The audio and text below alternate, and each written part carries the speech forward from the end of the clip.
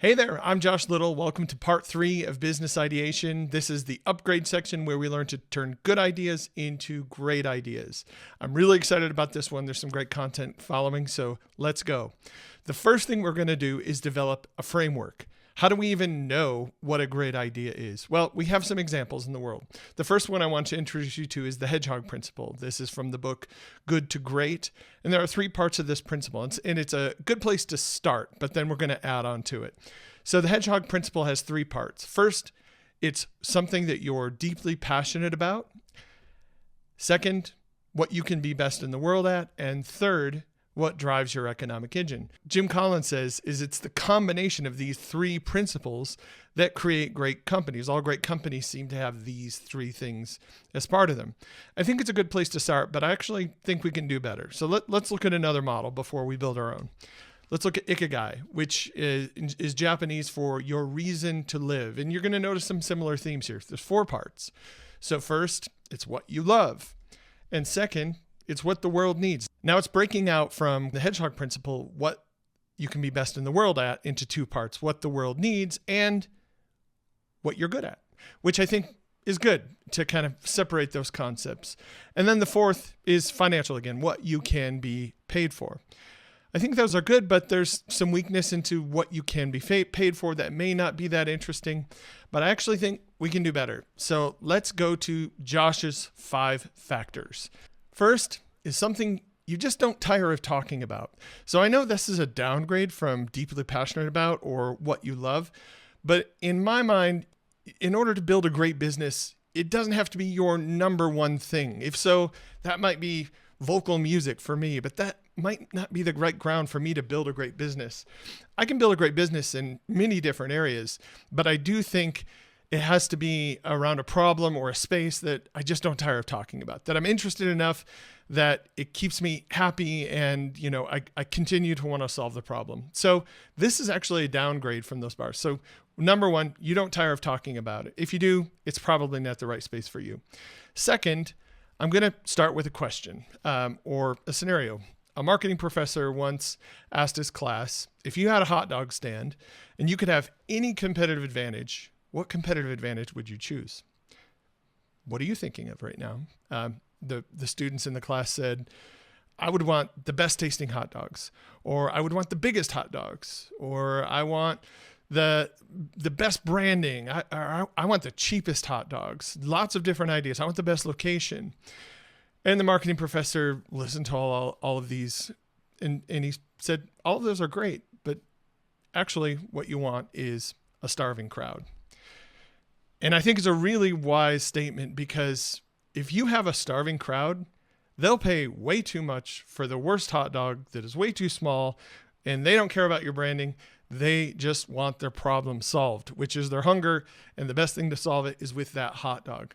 That is the best competitive advantage that you can have. Above and beyond anything is a starving crowd or finding the starving crowd. So that's number 2 here, that there is a starving crowd. Now that doesn't have to be everyone who has this problem or everyone in a market, but there has to be a certain faction or group or segment of these customers that are starving for your solution.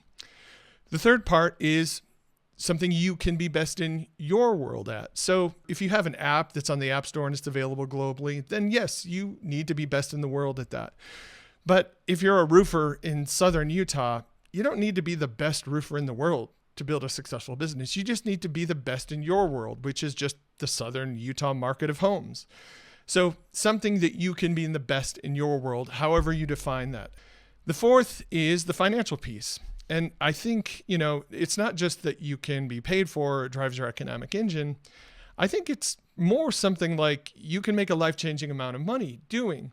Now that is different for everyone. If a life-changing amount of money for you is $100 a month of extra income, then okay, that's your criteria.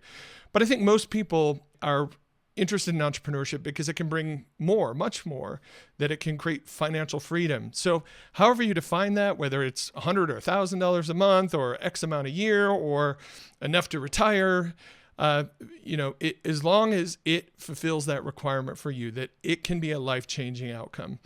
Entrepreneurship is a hard road, and I don't think it's going to be worth the journey if the prize isn't big enough or interesting enough for you. So that's number 4. And number 5 is you have a cheat code. I pretty much don't build any business anymore unless I have a cheat code. I don't invest in any business unless they have a cheat code. So let me unpack what a cheat code is. A cheat code is just an unfair advantage that others can't get. That means that you control or have ownership of, and they can't copy. So it's something that you own that others can't get or copy, some unfair advantage that you have. So let me provide some examples here. I'll provide 5 easy ones and then, a bunch more. So one example of a cheat code is technology. You have a proprietary video processing algorithm that lets you process videos while people are recording it, so your app feels way more responsive than any other app on the market. Maybe you can't patent it, but this is a trade secret that you have. That's a cheat code. Another cheat code is you have 1 million subscribers on a YouTube channel about the problem that you're trying to solve. That's an amazing cheat code. You have built-in distribution. The day that you launch the product, you can tell 1 million people about it who are probably really interested in it. That's a cheat code. Number 3, you have a partner or co-founder that has a customer list of every company in your space. And that's something that only you have, that no one else has. You and this partner could build this company and immediately get distribution to all of the potential customers. Number 4 is team. You have the perfect team, the exact team. If you could design the perfect team to build this thing, you have those people, or Elon is your co-founder. And number 5, intellectual property. You have a patent on modular spare tires for Tesla, and that means you're the only one that's going to be able to make that specific solution for the problem that people have, which is a big problem. So those are 5 examples of cheat codes, but there are lots more. There are way more than I can name, but let me just give you a handful of more examples. A cheat code is the best. You happen to make the best version of this product. It could be the best croissants or muffins or pickles or the best software. You make it the fastest. You deliver it the fastest. You are the fastest, and therefore that's why everyone would choose you. You're the cheapest. Nobody can beat you because either the way that you're able to make it or the resources that you have allow you to offer this product at a price that others can't believe. You have deep customer insights because you've been working with these customers for decades. You know their pain better than anyone else on the planet. Or you have a special technique in making this product that others can't do. It's a technique that you've worked on for years, and it would take years for someone else to be able to copy your technique, even if they tried. You have exclusive suppliers. The people that you get your product from are exclusive to you. No one else could get them, and therefore you have a really big competitive moat. Raw materials. You happen to have a salt mine in your backyard and you're producing a salt product. You have the raw materials at your disposal, or you're able to get those raw materials. You have a community. You're creating a product for short-term rental owners, and you own 9 Facebook groups that are all around short-term rental owners. You have domain expertise. You've been in this space forever, and you know everyone in this space, and you are the world's foremost authority in this area. Therefore, you're going to know how to solve this problem better than anyone else and have the connections to do it. Personal brand. You have a personal brand and people follow you. Therefore, anything you do, people are going to be interested in immediately. You have a cost advantage. You can buy or produce this product cheaper than anyone because of your specific cost advantage. You have exclusive licensing. You have a license with Disney and Marvel for this kind of toy, and no one else is going to be able to get that. Therefore, you're going to be able to win because people love Disney and Marvel. Data. You own a proprietary data set that allows you to build this product with deep insights that someone else would have to spend years or tons of money to be able to develop.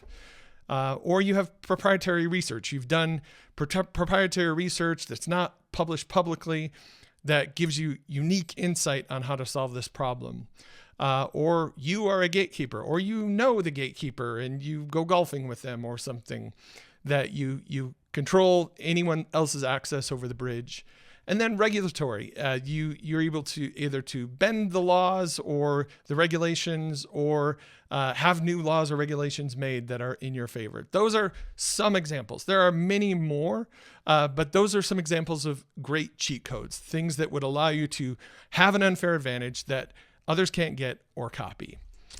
All right, so 5 factors again. You don't tire of talking about it. There is a starving crowd. You can be best in the world at. You can make a life-changing amount of money, and you have a cheat code. There are more factors that would create a great business, but those are, in my mind, the most important 5. Now, I bet you're starting to think back at your list of business ideas that you've created from your problems and solutions, if you've been following me thus far, and you're thinking, ooh, I don't know. Some of those may pass this test. Some of them might not. I need to rethink some of these. Well, that's what this is all about. That's what this module is all about, is helping you take your good ideas and turn them into great ideas.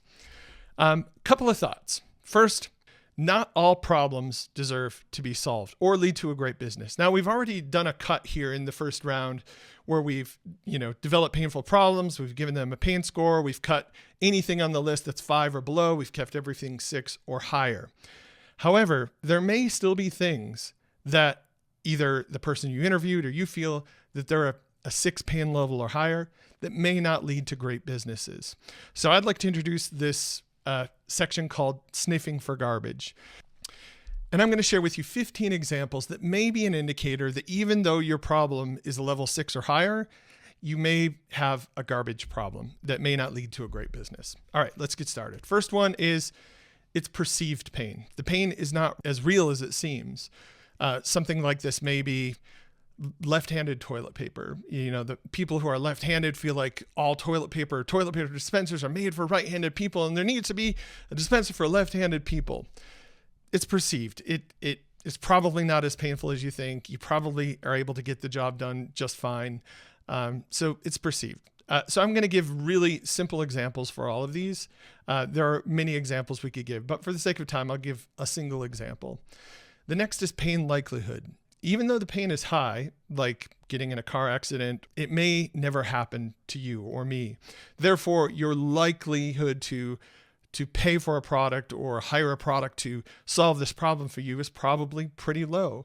So things like car accidents or diseases, the pain likelihood will separate, even though a high pain problem, into something that may not be a great problem to solve for a business. Third one is the solution costs more than the problem is worth. An example here is like, I wish I could just have my shoes organized every day. My shoes seem to get disorganized every day. I wish there was just a service that would come in and organize my shoes.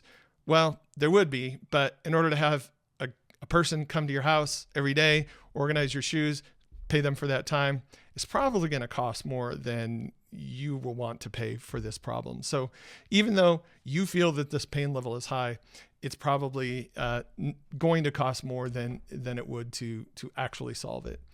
Number 4, the existing solutions, even though not perfect, are good enough. So an example of this is investor updates. So all entrepreneurs struggle sending good quality investor updates on time. Investors feel like this is a big pain because they want to know how their companies are doing. However, this is kind of a motivation problem. The ability is there. You have access to email or chat or text. You have a calendar that can help you schedule it. You can block time on your calendar. You have all the data you need. You just need to put this thing together.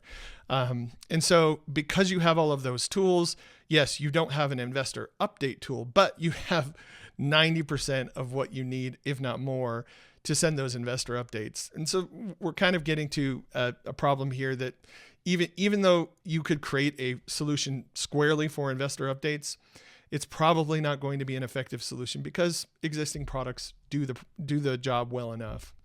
And number 5, it's a feature, not a product. So an example of this is like, I want to create an app that takes all of your videos and turns them into home movies for you. Which could be cool. That would be something I'd pay for. And I have an idea that I would love to bring into the world. However, if this gets any traction, this Google or Apple are going to build it and probably build a better version and build it cheaper and offer it for free. So what you're building is a feature. It's not a true standalone product. You may get some initial traction or novelty, but it's going to be a really hard business to scale and take long term. All right, 5 more. Number 6, there's a low willingness to pay. Even if you solve this problem, people won't pay for it. Like an app to find your left shoe. You could solve it. It is a problem. It's probably not a 6 or above, maybe not a good example. But honestly, any app I would put in this bucket. App business is hard. It's not what it was 10 or 15 years ago. People pay for things, not software, especially consumers. So any app in the App Store is probably going to have a low willingness to pay unless you can create some sort of repeat behavior or craving for that product. The next is change in behavior. Your product requires people to do something in a new way or adopt some unrealistic behavior. An example of this or behavior that's hard to change would be how people run meetings. That's an ingrained behavior. People have been running meetings the same way they have for the last 20 years. They know what works and doesn't work, and your new method is probably not going to take root very quickly. And number 8 is a motivation problem. That even if they could do it, even if they're prompted to do it, they're probably not going to do it. So this is like a product that calls your mom every Thursday or something like that. It's not really that you can't. It's not that you don't remember. It's just that you may not want to or may not be motivated in that moment. And so motivation problems lend themselves better to services than they do products. And motivation problems tend to be harder to solve than ability problems. Number 9, limited scalability. You're going to hit a ceiling too soon. You could certainly get some traction. This would be like flipping things on Craigslist or picking or antiques. Yes, you can buy products, and there are shows about people who buy something from someone's house that they picked, and they were able to sell it for 3 times more. And that's pretty amazing. But there's a reason that's on the show and not the 100 or the 1,000 other things they bought that they either couldn't sell or didn't make money on. There's just a scalability problem. You can't repeat this behavior as many times as you'll need to, and it'll be hard getting beyond like a basic level of scale. And number 10, poor unit economics.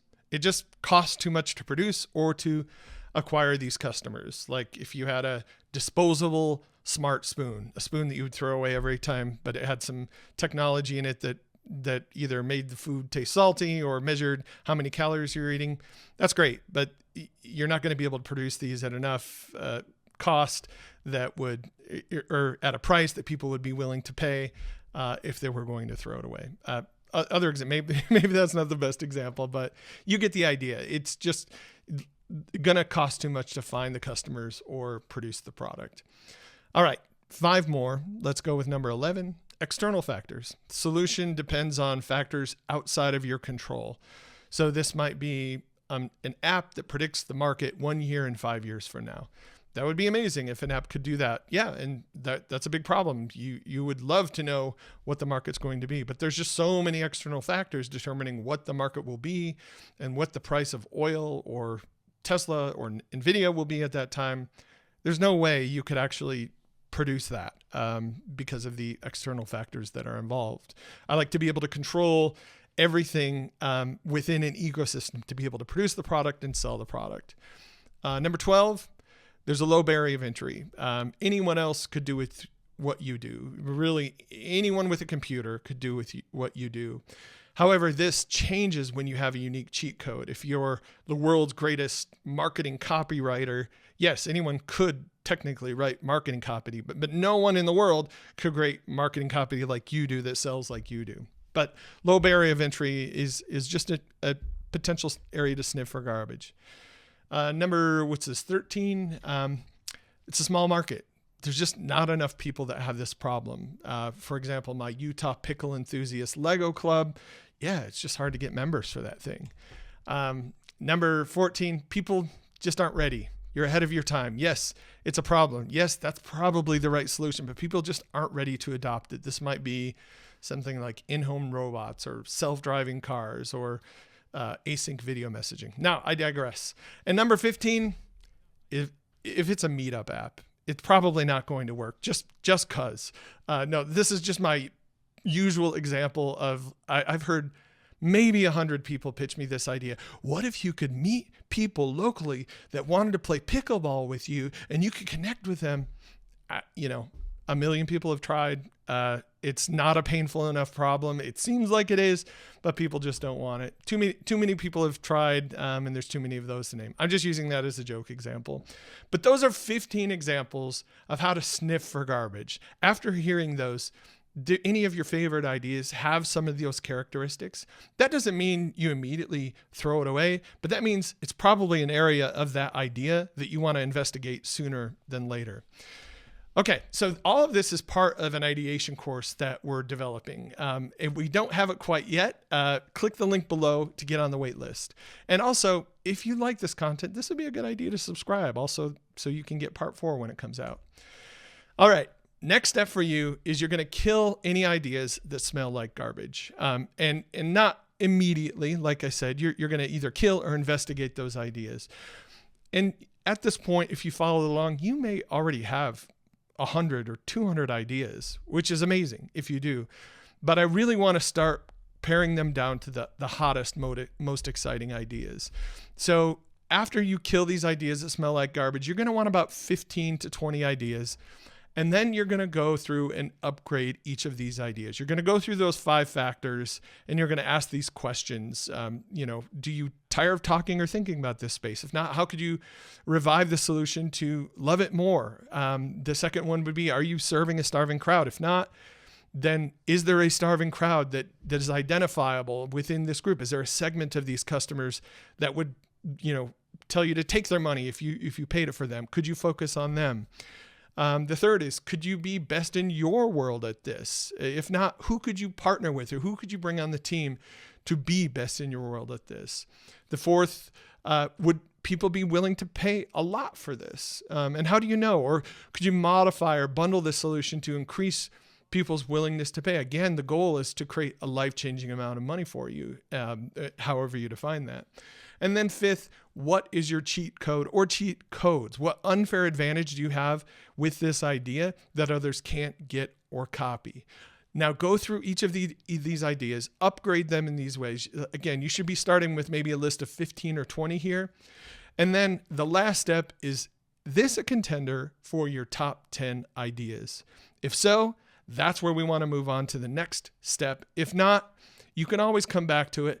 We really want to have about 10 ideas to move to the next step. And the next step is the next video, which is number 4, how to force your ideas to fight for your time and attention. We're going to develop a proprietary algorithm that will allow you to know whether this idea deserves your time and attention before any other idea. So look forward to seeing you in the next video.